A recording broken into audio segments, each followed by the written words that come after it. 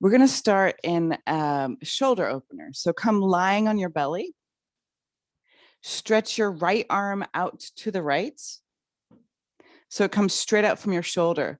Now, the temptation in this pose is to bring your arm lower down, but you want to keep your arm where it is now. And you can have a blanket or maybe a cat underneath your shoulder to help cushion it. Then roll so that you're rolling, you roll to your right so you are on the right side of your body.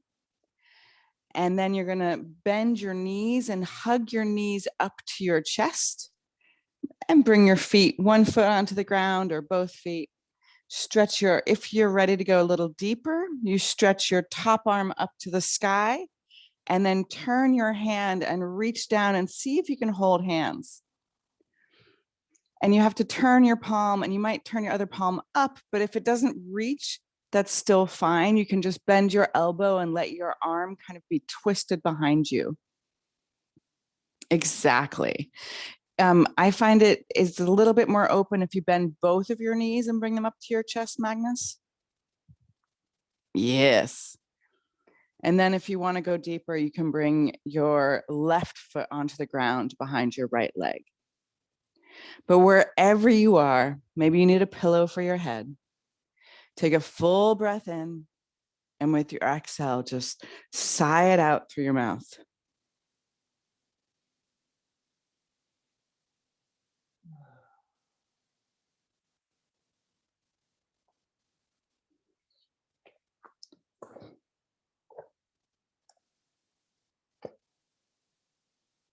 So I'm going to read my favorite invocation. And invocation is, it's like invitation to the spirit.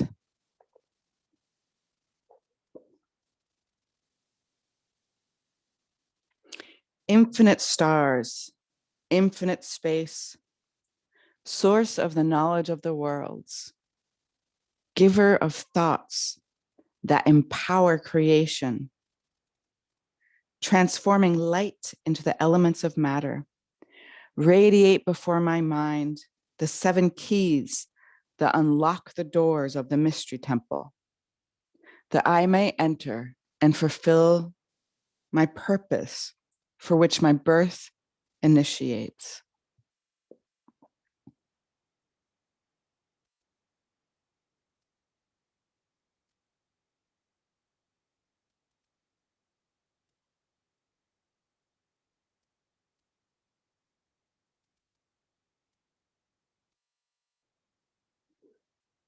So we're already chatting about dreams this morning.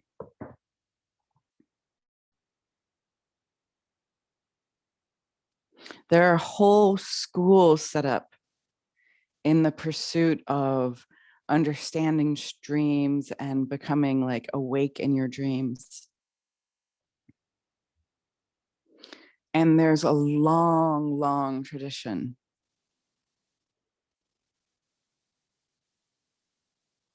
of receiving insight or messages from our dreams,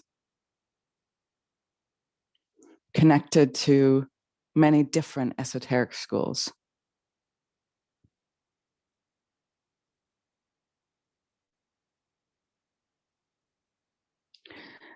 And part of the fascination with dreams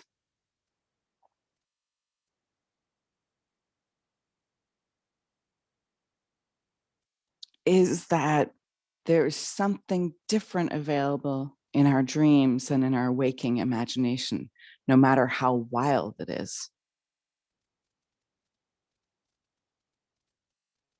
In anthroposophy, they speak very clearly that when we fall asleep,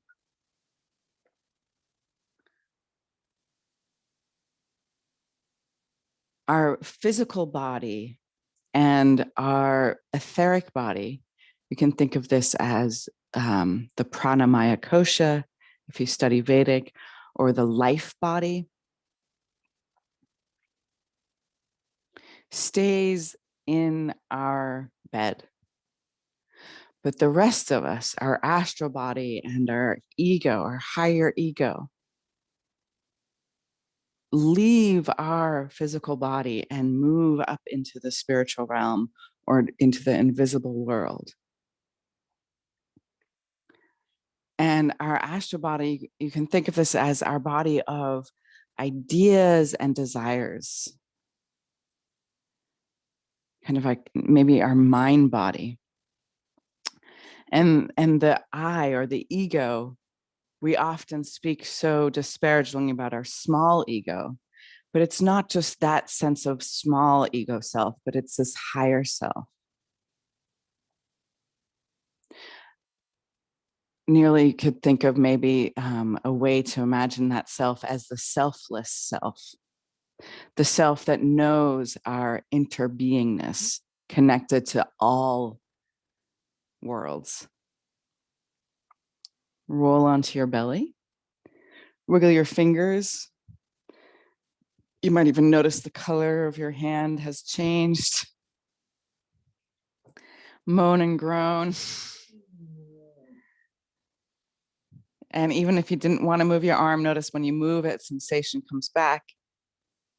And we're going to do the other side. So stretch your left arm straight out from your shoulder. Turn your face away from your left arm facing the right. Then hug both of your knees up to your chest on the right-hand side.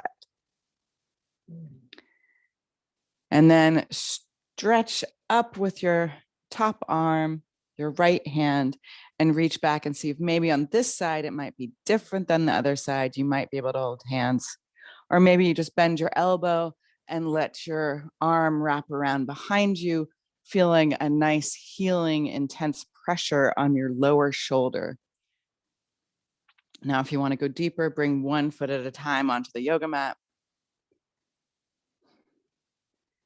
And you want to be at this edge between too much and not enough. Take a full breath in. And with your exhale, just sigh it out.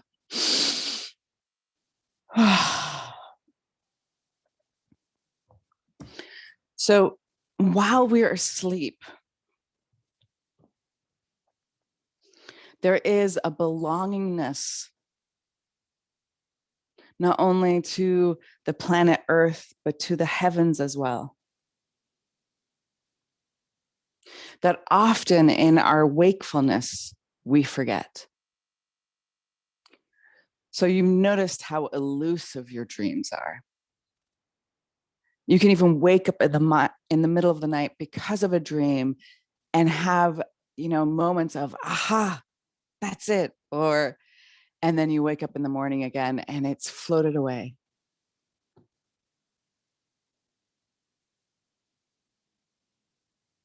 And when we wake up, we are thrusted into this illusion of separate self.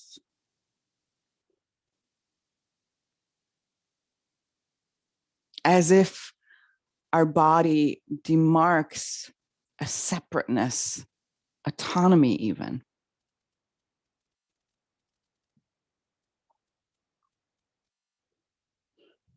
And this is where we have a lot of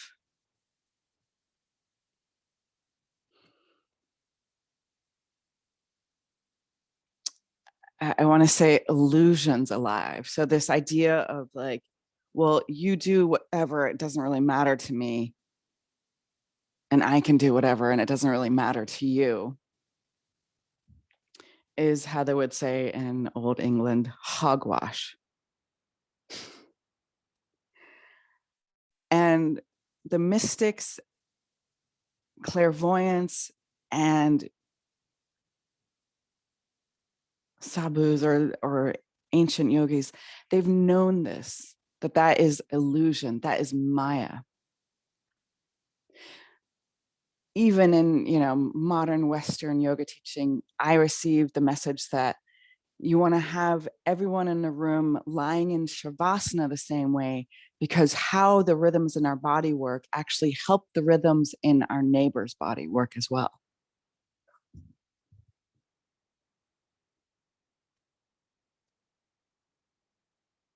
And we know that every choice we make echoes through. So when we trace its origins, there's other people that have often been involved. So you just think about like a pair of socks.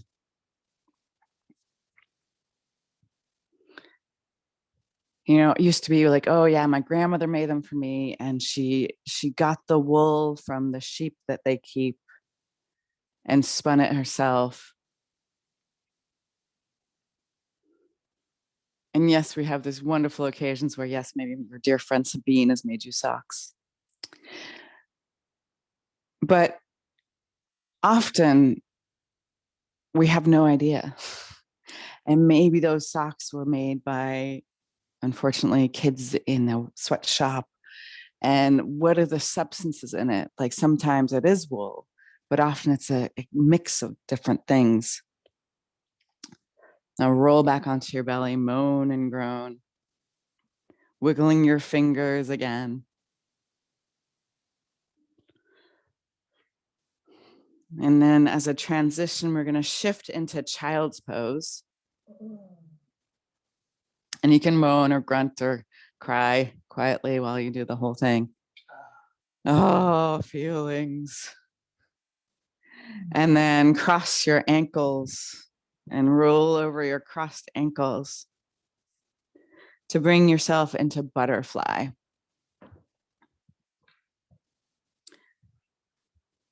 So you're going to bring your heels 2 hands length away from your groin. If you're not sure, you can always slide them a little further away. Your feet are pushing together like they're praying. Inhale, lift up and actually open your heart, expand your chest, look upwards. And then with your exhale, bring your chin to your chest and soften down, your head dropping towards your feet.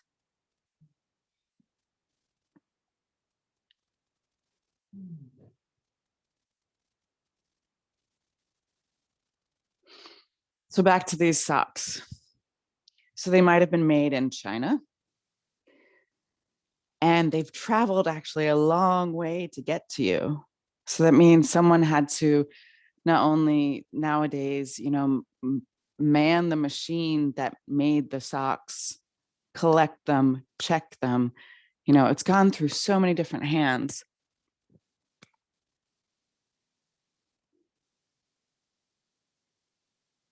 I mean, there's so many steps, aren't there? The substance was dyed, most likely, gone through all these different checks, and then finally like packed up and put on a boat. And there's someone who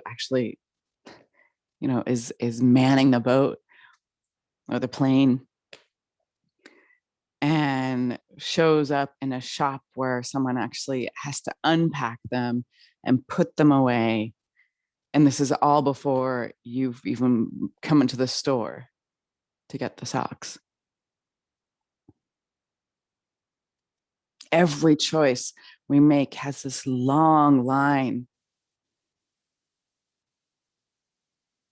of existence before we even have it in our hands, so often with stuff that we buy and products that we use daily.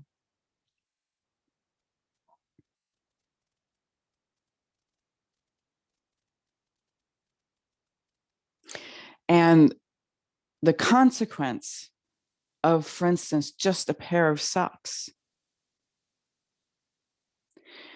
We can talk about how, if it is wool, how the sheep are treated.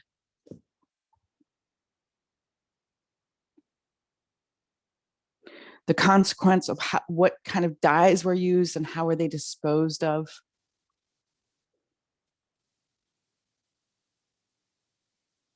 The humaneness of the working conditions or living conditions all along that path. And you can start to notice that these consequences ripple out from our pair of socks into our world like a pebble dropped into water.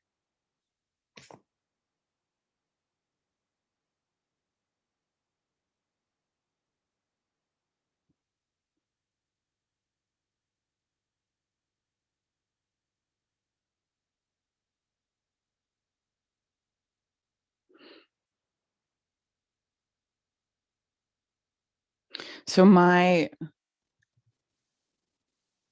pursuit of even fulfilling my own needs, like to have a pair of socks, already negates my aloneness. My choice is affecting other people in this world, every little choice that we make. And that's just on a completely materialistic, quantifiable level. It's before we even talk about our moods or our emotions or our ideas that we share.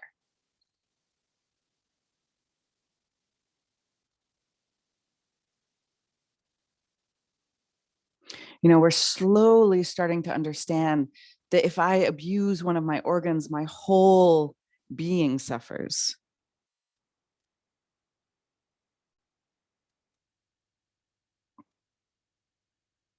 We're slowly starting to understand that in ecology as well. If we drain a swamp, it affects so much more than just the viscosity or the water content of that area. How many birds are affected? How many small little creatures? How many bugs? And then inhale, roll up. And keeping your feet like they are, you're going to come back onto your elbows. And you can even shimmy your elbows closer together and pop your chest up a little dramatically. And then let your head drop back if it's okay for your neck.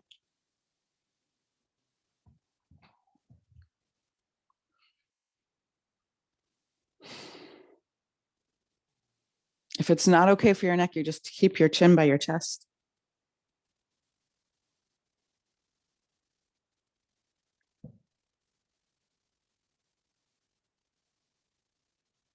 I once had a yoga student write one of the most touching, beautiful letters to me. Okay, let me rephrase. I've often had yoga students write amazing letters to me. However, this one was such that she told me a story about she was writing and had a correspondence with someone in prison. It was kind of like this outreach program or something. And she related to me something I'd said in yoga class that she'd shared with this person that she was writing with, and how it changed his entire attitude for being imprisoned.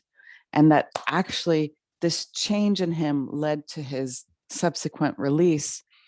And now, I mean, it's completely like a love story. Now they've actually gotten married and they have two beautiful children.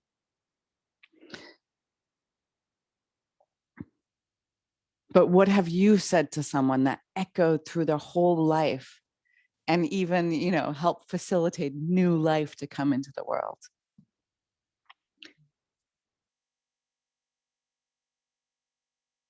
Everything we do has consequences.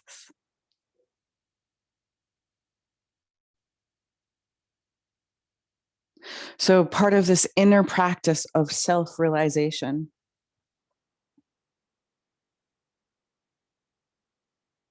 is to allow our will to wake us up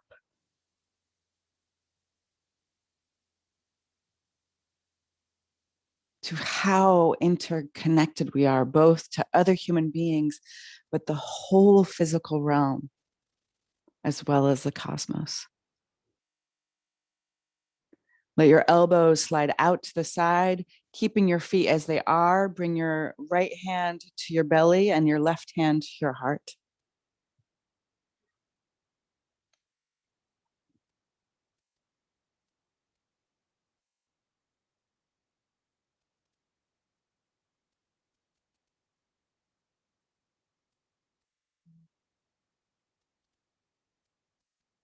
This day is like no other day.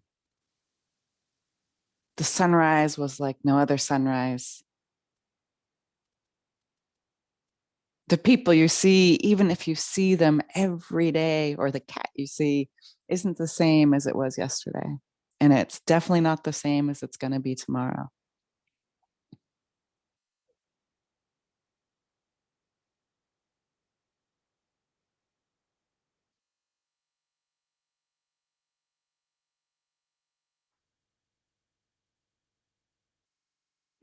our practice of self-realization, it doesn't really stop off the yoga mat, because there also isn't any clear, place like, oh, you get off the yoga mat and now you're outside of the spiritual realm. There's no timeouts. Unfortunately, there's no do-overs. Okay, that might, we can talk about that a little bit more. There's repeated opportunities.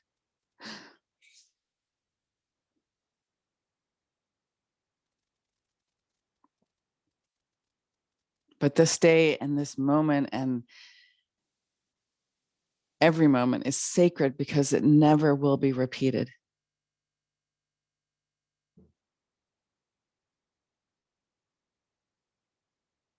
And to understand that every choice you make has this implicit rippling effect isn't to freeze you up, but it's to empower you.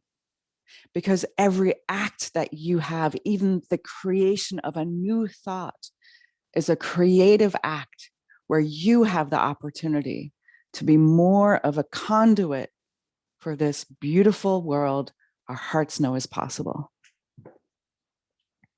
So hug your knees into your chest and start to rock your world back and forth. And then rock yourself up on like the 4th or 5th rock into a seated position. However you want, you can sit on your heels, you can sit in easy pose, half lotus, full lotus, floating lotus. And then bring your hands together. And today we're gonna we're gonna do the Anahata Mudra. So imagine that you have glue from your pinky tip all the way down the edge of your hand, the base of your hand to your thumb, and you glue your hands together there, and the rest of your fingers are opening up like you are creating a cup, a chalice, or a blossom. So efforting your fingers open represents this open-hearted Anahata Mudra. Beautiful. You can just slide those pinkies together. So you close your cup a little bit. Then with your eyes closed, root down towards this earth, this beautiful earth, and notice that that gives you more levity to lift up towards the stars. Take a deep inhale.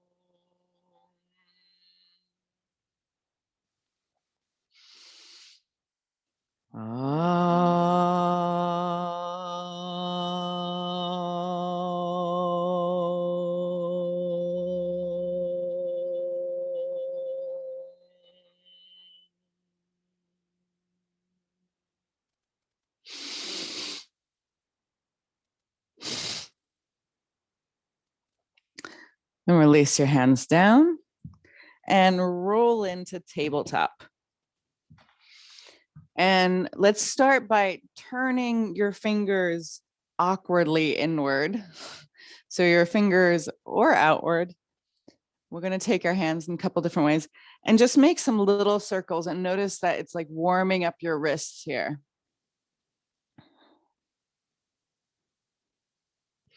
And then change which way your fingers are pointing. Maybe take them dramatically out so they're pointing back towards your knees, and notice the circles you can make feel a little different.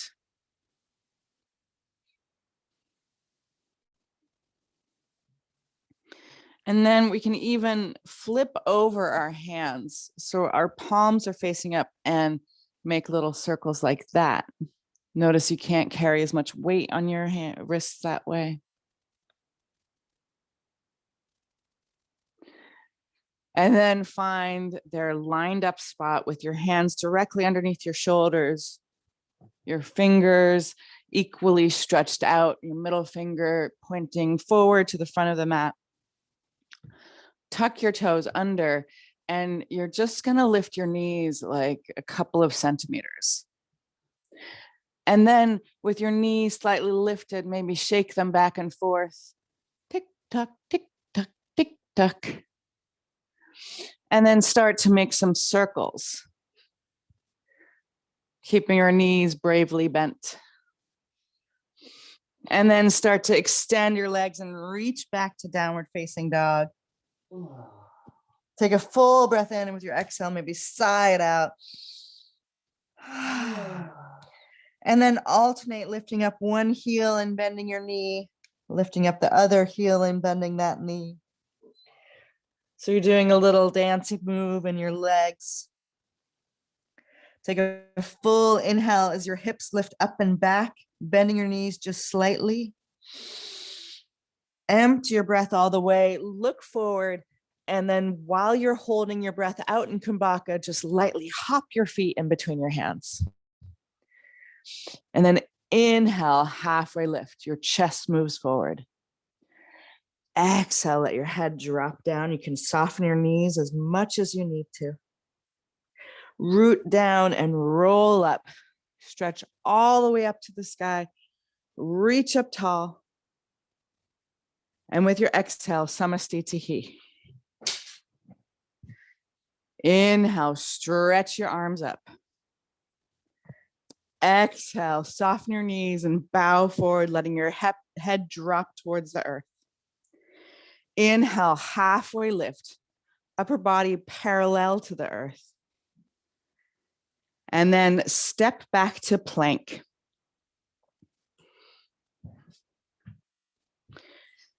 And you're going to hover your right foot above your left heel. So it's not very high, staying in plank here for a couple of breaths. You're actually stretching and floating your foot. So we're trying to warm up our fire quite quickly. Take another full inhale. And with your exhale, staying in plank without moving your chest forward, bring your right knee to your right elbow. We do this in downward facing dog all the time, but it's way harder here. Inhale, stretch your leg back to three-legged plank. And exhale, maybe try tapping your knee towards or onto your left elbow without shifting your whole body forward.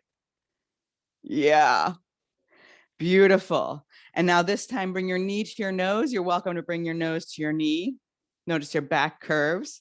And then inhale, three-legged downward facing dog. Oh yeah. Relax your right leg down. Inhale, breathe in, and with your exhale, sigh out. Now, rolling over the top, inhale, move forward into plank. And hover your left leg. So your toes are just hovering, not touching your right heel. Feel your body strong, get as many muscles involved as you can. Notice the muscle of your attitude can be bright or heavy. Maybe lighten it up. Inhale. And with your exhale, bring your left knee to your left elbow without shifting your body forward. So you're lining up your hands and your shoulders. Yes, inhale, three-legged dog. Exhale, left knee, right elbow, a lot harder. Inhale, three-legged plank. I said dog before, sorry. And then this time, bring your knee to your nose, your back naturally arches, and then extend your leg, three-legged dog. And then relax your left leg down. Bring a small bend to your knees and just notice how quickly you've stoked your fire. And we want to keep this fire in our body. So we're going to breathe through our nose, the Ujjayi breath, allowing ourselves to be challenged and get to this challenging breathless state. So take another full inhale. Empty your breath all the way. Hop or float your feet in between your hands. And then inhale, halfway lift. Stretch your heart forward. Exhale, release and bow down. Let your head drop. Your knees are soft. Root down and rise up, letting your inhale lift you as tall as you go, and maybe a baby back bend at the end of your inhale. And then with your exhale, release your hands down into mountain pose. Maybe a hint of a smile might lighten your vinyasa. Inhale, stretch your arms up. And with your exhale, fold in half. Inhale, halfway lift, shoulders away from your ears. And now either jump to chaturanga or step back to plank. Quietly, inhale, upward facing dog or low cobra. Exhale, downward facing dog. So in our vinyasa, we get this flow. We get to temper and make this practice our own. There's some days where maybe you come down all the way to the ground and instead of staying in chaturanga. Maybe you do baby cobra instead of up dog. Or maybe even on some days you go straight to downward facing dog and take a couple extra breaths there. Or you throw in a handstand before you go to chaturanga. Take another full inhale. Empty your breath all the way. Feeling empty and brave, look forward and hop your feet in between your hands. Feel your inhale fill up the back of your lungs, halfway lift. Exhale, release and bow down. Feel your feet rooting so you can lift all the way up, your limbs reaching up to the stars. And with your exhale, samastitihi, your balance. Now, sweep your arms back and let your ribs touch your thighs. So it looks like you're a swimmer about to, jump off of a diving block. Then keeping your hips this low, you're going to raise your arms up. Utkatasana. Find the weight in your heels. Maybe wiggle your toes, make sure they're part of the party. Notice if your fingers were like, yeah, I want to party too. Let your hips sink as your heart lifts. Take another full breath. And with your exhale, bow forward. Inhale, halfway lift. Jump to chaturanga or step to plank and lower down. Find your vinyasa. Inhale brings you up into a back bend. Active legs, freedom in your spine. Exhale, downward facing dog. Inhale, stretch your right leg up to the sky. And then bend your knee and let your hips spin open. Counter the twist of your hips by lifting your left shoulder a little bit. And if you want to challenge, lift up onto your left fingertips. And then maybe see if you can float your left hand or even touch your right foot. Try to breathe through your nose. Very nice. And with your exhale, step your right foot all the way forward to your right thumb. Plant your left heel, and we're rising up for warrior one. One breath. Exhale, chaturanga. Inhale, upward facing dog or low cobra. Exhale, downward facing dog. Inhale, stretch your left leg up to the sky. Bend your knee and let your hips spin open. Your gaze falls to the inside of your right foot or your belly button. And then see if you can energetically lift your right shoulder. Or maybe you lift up onto your fingertips. Or maybe you have enough peace in your pose that you can float your hand, even grab onto your left foot. Take another full inhale. Bring your hands back to the ground. And with your exhale, step your left foot all the way forward to your left thumb. Plant your right heel. We don't often start this way, but rise up, warrior one. Your hips are squaring. So it's an act of trying to close your hips here. And exhale, chaturanga. Inhale, upward facing dog or low cobra. Exhale, downward facing dog. Find a soft bend in your knees, liberates your hips to pull a little bit further back, which in turn extends your spine, creating space. Your spine has 8 layers of ligament around the bones. And we want to find the space there for everything to function better. Our thinking and our feeling and the movement of our limbs. Fill up with your breath. Empty it out and give it away, and lightly hop your feet in between your hands. Inhale, halfway lift. Exhale, release and bow down. Bend your knees, drop your butt. Inhale, Utkatasana. Exhale, right back down. Inhale, halfway lift. Walk or float. Exhale, sweet chaturanga. Chin away from your chest. Inhale, upward facing dog or low cobra. Everyone's toes pointing straight back. Downward facing dog. Inhale, stretch your right leg up to the sky. With your exhale, bend your knee and let your hip open up. Then exhale, bring your knee to your nose. And this time, deliver your foot smack dab in the middle of your thumbs and windmill up into warrior 2. And with your exhale, chaturanga. Inhale, upward facing dog or low cobra. Exhale, downward facing dog. Inhale, stretch your left leg up to the sky. And with your exhale, bend your knee, let your hips spin open. Inhale here. Then with your next exhale, step your foot all the way to the middle of your thumbs. Rise up, warrior 2. So it's a windmilling, open up. Oh yeah, mess things up. It's awesome. And then exhale, return. Chaturanga. Inhale, upward facing dog or low cobra. Exhale, downward facing dog. Find a small bend in your knees. Notice how you're being worked. Notice what effort makes it feel lighter. Some days it's a muscular effort that gives you more light experience in your body. Other days, it's an emotional effort, a mental effort.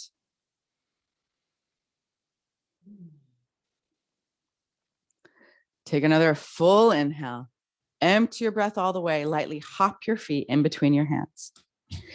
Inhale, halfway lift. Chest reaches forward. Exhale, release and bow down. Bend your knees deeply, drop your butt. Inhale, Utkatasana. Exhale, open arm twist to your right. Inhale up to center with your exhale, open arm twist to your left. Inhale up to center with your exhale, bow down.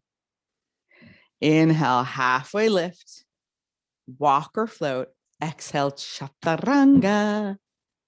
Inhale, upward facing dog or low cobra. Exhale, downward facing dog. Inhale, stretch your right leg up to the sky. And with your exhale, bend your knee and let your hips spin open. Take an inhale here. And then with your exhale, step your right foot to your right thumb. Rise up, warrior 1. And we're going to breathe here. So we've been moving at a clip. Not so complicated, but we keep moving. Your heat is elevated. Now take your hands to your hips for a moment. And we really want to find that our hips are pointing towards the straight forward to the front of our mat.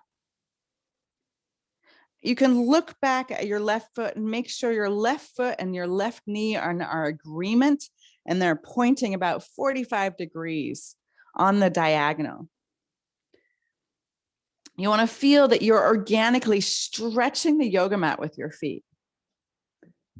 And then notice with the stretch of the yoga mat, it's actually a little bit more accessible to engage your Mula Bandha, your root lock. And then notice that with your legs active, your hips squaring, it's easier to extend the space between your ribs and your hips. Now stretch your arms up, keeping that space, and that allows your Uddiyana Bandha to engage more easily. Feel the lift of your heart, your shoulders dropping down as your arms reach up, your fingers reaching up. Maybe take a look at the heavens or your dirty ceiling. Your ceiling might be pristine. Take another full inhale, and with your exhale, A powerful hip opener, reach out into warrior two. So you're still feeling this expansion in, not still, in this warrior, there's more of an expansion in the pose. Before in warrior one, we're trying to close our hips. We're trying to keep them kind of aimed straight forward like an Egyptian, it feels like. And that's maybe more Greek, I don't know, more Roman, the Da Vinci, the Renaissance image. But now your hips are squared to the length of your mat. You want to feel equanimity. So you want to feel this balance, even though one of your legs is bent and one of them isn't. They're sharing equal amount of weight, and your spine is in the middle of your posture. Your arms are reaching equally, just as much as your legs are stretching apart. Now notice the integrity of your Mula Bandha, your Uddiyana Bandha, this upright openness in your chest. And then you turn your gaze over your middle finger on your right hand, looking all the way through the walls to the horizon. Feel the burn in your thigh, decide who's in charge of your fire. You are. And keeping your lower body fixed, you're gonna inhale, reverse your warrior. Feel a reach up with your right arm and a reach down with your left arm. If you know eurythmy, this is very much the I, the ich of eurythmy. So it's this hero stance, it's the magician stance. Your creativity, look upwards, feel the lunge and brave, deep, strong legs. Take another fueling, creative inhale, and with your exhale, your vinyasa. Inhale, upward facing dog or low cobra. Exhale, downward facing dog. Inhale, stretch your left leg up to the sky. Exhale, bend your knee, let your hips spin open. Inhale here. Then with your exhale, bring your knee forward, step your foot to your left thumb, rise up, my warriors. So warrior one to start.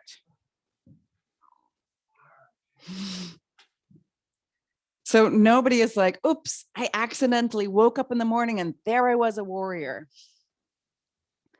We choose it. We stand for it. So feel this in your body. Start from the floor up. Notice your feet. Are they organically stretching the yoga mat? Notice your right foot. Is it in agreement with your right knee? You always want your knee and your toes pointing in the same direction.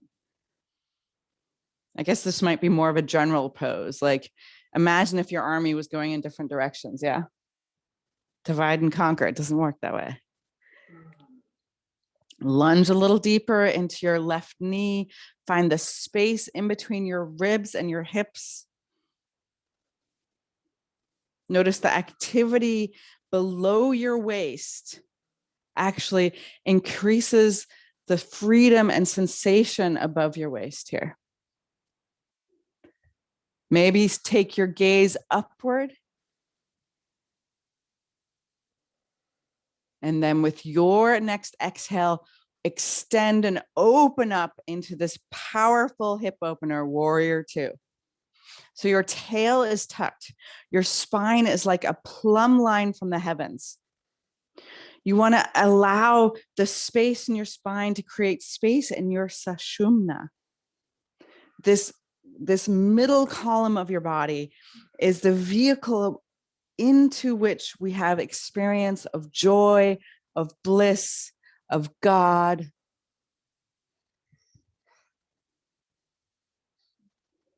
And it's your effort and work that creates that openness. Lunge a little bit with your left knee.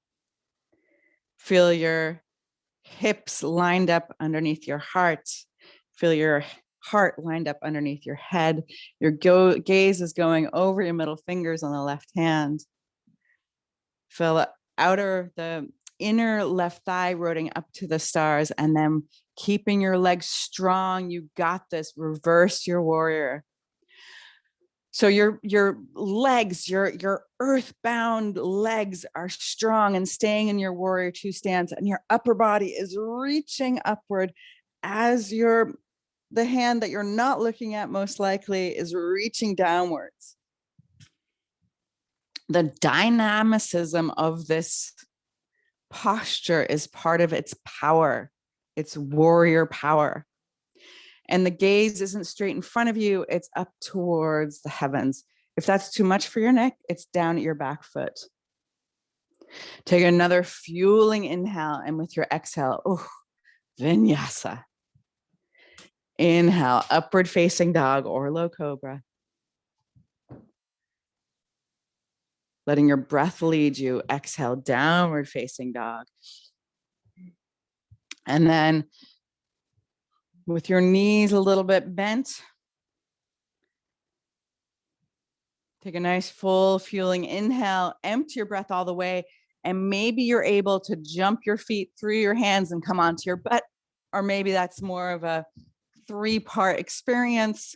However you want to come onto your butt, well done. I hope you didn't hurt yourself. And then bring your feet down and just do a little octopus dance, even though you only have like 2 arms. A little wiggle, a little, fluid movement, so you're not too stuck in your warriorness. We need to balance it out with some danciness. And roll down onto your back. And we're gonna do a back bend here. So slide your heels in towards your buttocks.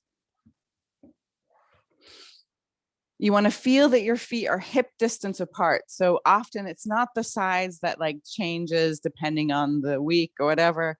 It's really their hip sockets. Turn your toes a little bit inward. So you're a little bit pigeon-toed. And then inhale, roll up your spine 1 vertebrae at a time from your sacrum, and keep your legs active and strong. I know you've had a leg heavy class, but this is the key here. It's the power and the strength of your legs that actually allows your spine to become more free. So feel your inner thighs rotating down to the ground as you're tucking your tail up towards the sky. Maybe you're holding hands with yourself and pushing your arms down towards the earth to help your chest reach more towards your face. And you want to feel this reach of your knees towards your toes is balanced also out by your reach of your heart towards your face. This posture is called bridge pose. You can think of it as like bridging your upper body with your lower body.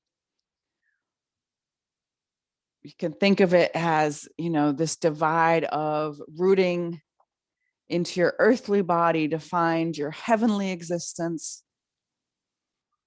Now, either stay here, or if you feel warm enough and you have it available in your body, bring your hands up next to your ears and first come up to the crown of your head. Squeeze your elbows together, squeeze your shoulders to your hips, and then rise up all the way to full wheel.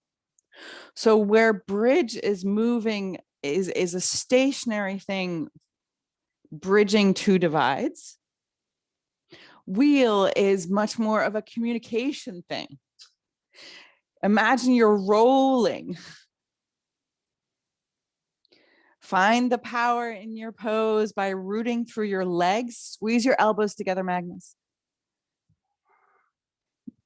Be at your edge, be challenged. Notice you can always stay 1 more breath.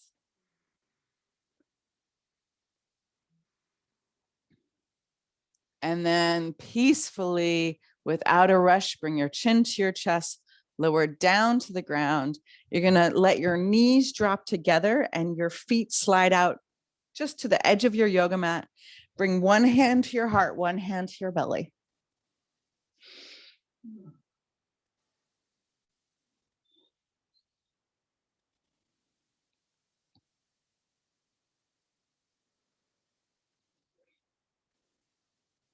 So notice, even with your simple practice today, how alive and challenged you feel. Our practice, our yoga doesn't have to be complicated to be impactful, and it doesn't have to be entertaining to be powerful.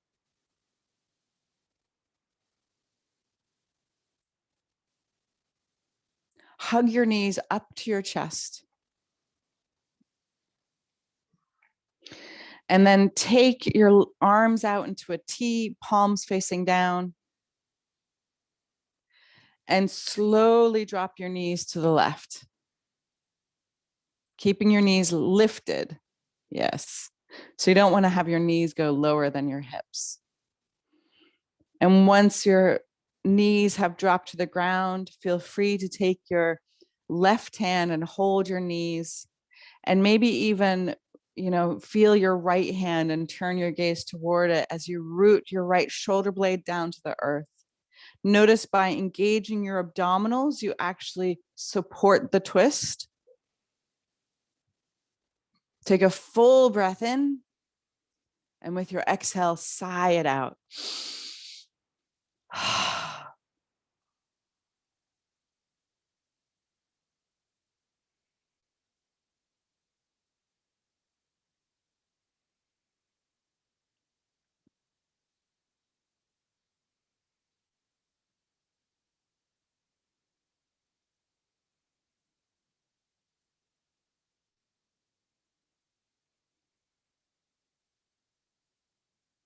And then hug your knees back to center. Maybe lift up your face and kiss your knees. Thank you for getting you this far in life. And then with your exhale, slowly drop your knees to your right. Feel your left palm on the ground. Feel your left shoulder grounded. Notice that by pulling your abdominals towards your spine, like you're hugging in, it actually allows a little bit more support of your twist.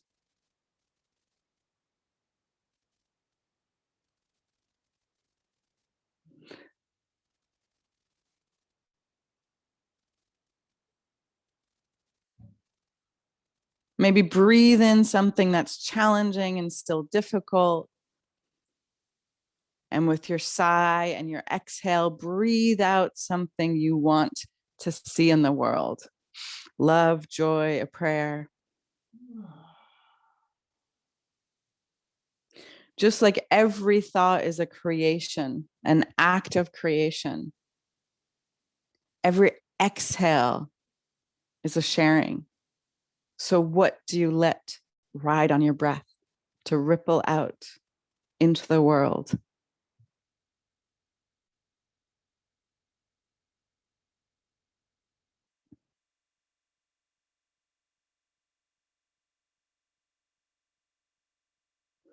And then hug your knees to your chest. Maybe lift up your face for one last kiss. And extend your body into Shavasana.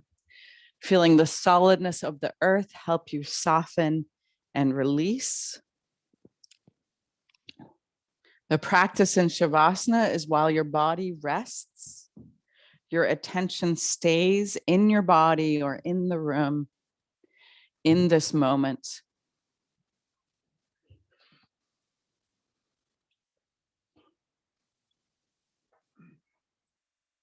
Allow the stillness to nourish you.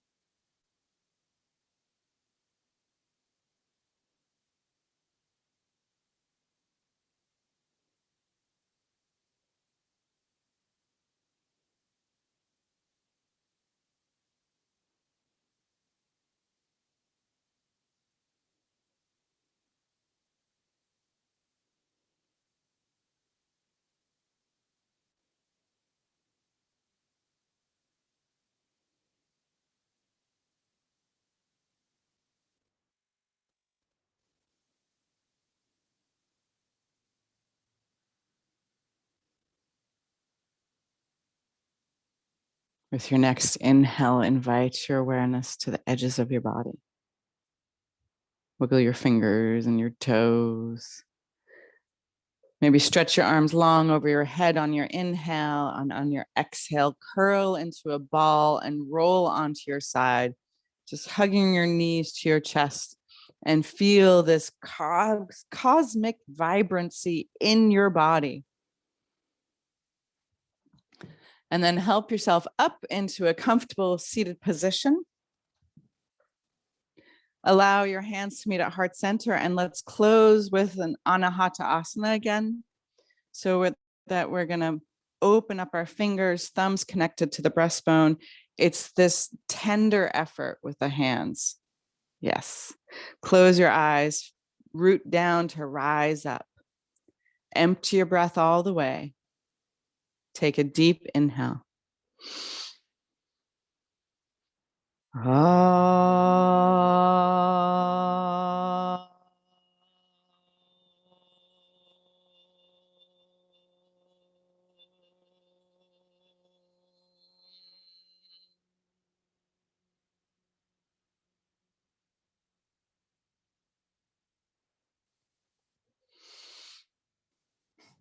Bring your hands in prayer to your third eye.